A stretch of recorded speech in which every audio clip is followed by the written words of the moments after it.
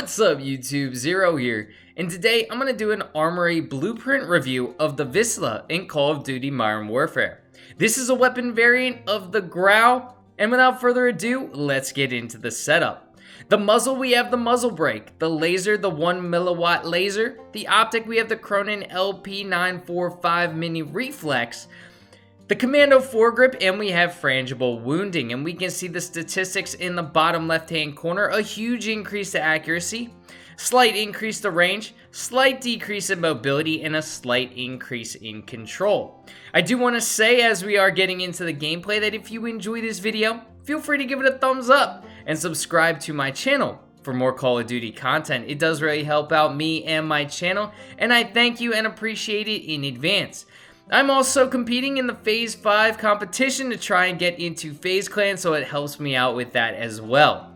Without further ado, let's talk more about this gun. Fun fact for those of you who didn't know, Vizsla is actually a dog breed. It's more of a hunting type dog, and we saw the camo, it's more of a hunter's type camo. You would think of this kind of if you're going duck hunting, a type of camo that they wear, and the Vizsla dog breed is kind of a dog that you use for that. So something cool that they did do in this game, or setting up this gun, that's pretty cool. Let's talk about it. Let's talk about the attachments, what I like, what I don't like. This is more of a closer range setup. Now the Grau is typically known as a farther range gun. However, this is set up for more closer range combat scenarios, such as the maps like I'm on right now, Rust or Shipment or Shoot House. Some of those maps, this is going to be very good on. We have the milliwatt laser, which is always good, gets you that hip fire accuracy. That attachment is always going to be good on any of the closer range maps. No matter what gun you are using, that's going to be a great attachment for that. The commando foregrip is just a typical attachment. We see that on a lot of guns, a lot of setups. Either that or the Merc foregrip, both of them are very good, and I definitely think the commando foregrip is very welcome in this situation on this build. Now, the sight, that's either hit or miss if you like it or not. I personally like it, you may not. That's really up to you. I'm not sure you necessarily need a sight. Again, if we're on more of a closer range type build with the laser and some of the other attachments that I'll talk about in a second, we may not necessarily need a sight, although on Rust, there are a couple of longer range combat scenarios that you can get into. So it is definitely welcome, and it's definitely nice, can definitely help you get some of those longer shots down. Again, maybe I'd prefer something else in that slot, maybe more of an extended type mag, which would help out definitely a lot more than the sight on those closer ranges. But it's not bad. Again, I like the sight. It's a good sight. Now, frangible wounding. That's an interesting perk to have, especially on those closer range sights, on those closer range maps. And the reason why I say it's interesting is because it's harder for the enemy to escape, whether it's escaping you or escaping your teammates.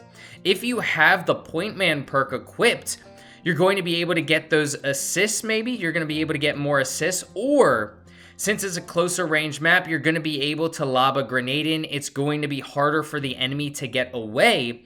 You're going to be able to lob that grenade in or lob a C4 in and maybe get the kill on an injured enemy that you wouldn't be able to on a bigger map. They may be able to run away on a bigger map, whereas on a smaller map, there's really not much of a place to go where they can survive.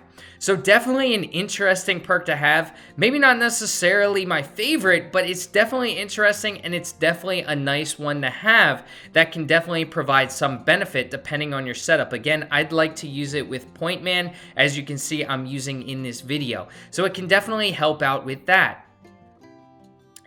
Now, that's pretty much it on this gun. I think it is a very good setup. Is it the best setup for closer range maps? Again, I'd prefer to have an extended mag. The Grau isn't necessarily the best close range assault rifle.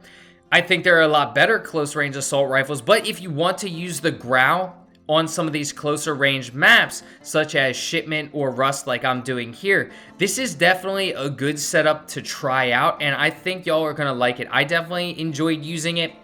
It definitely was nice feel for the Grau. and you can definitely use it on some of these closer range maps. I wouldn't use it in Warzone. There are much better setups for the Grau in Warzone. Use the monolithic suppressor. That's going to get you much further than some of the attachments on this gun.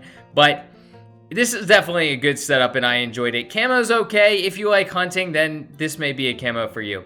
So I hope you all enjoyed this video. And again, if you did, feel free to give it a thumbs up and subscribe to my channel for more Call of Duty content. Let me know in the comments section what you think of this Grau setup. Until next time, peace.